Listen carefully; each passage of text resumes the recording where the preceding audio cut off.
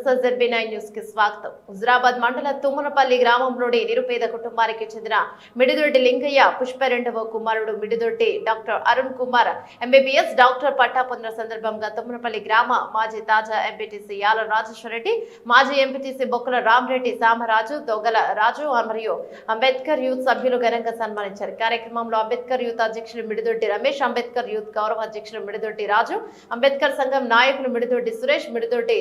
Vijay, Mididoddi milk, Mididoddi Vijay, Mididoddi Srinivas, రొంటాల Srujan Kumar, Mididoddi Mahender, Mididoddi Rajesh, Mididoddi రాజు, సుధాకర్, అరపల్లి పవన్, మిడిదొడ్డి కొబ్రయ్య, సురేష్, అరుణ్, శంకర్ తదితరులు పాల్గొన్నారు. రెండో సంతానమై జన్మించి ఇదే గ్రామాల ప్రభుత్వ పాఠశాలలో ఓనమాలు నేర్చి 3వ తరగతి నుండి 10వ తరగతి వరకు విశ్వప్రగతి విద్యాలయంలో చదివి 2015లో స్కూల్ టాపర్గా నిలిచి చుట్టూ ఉన్న సమాజం అంతా తను డాక్టర్ కావాలనే ఆలోచనని, ఆర్థిక వ్యవస్థను గుర్తు చేస్తూ చదివిస్తున్న పట్టుదలని విక్రమార్కుడిలా,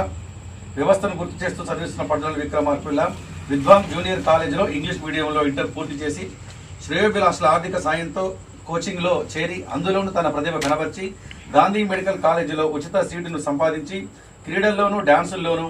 తనకంటూ ఓ గుర్తింపు పొంది 2025వ సంవత్సరంలో కుటుంబ సభ్యుల ఆనందాల నడుమ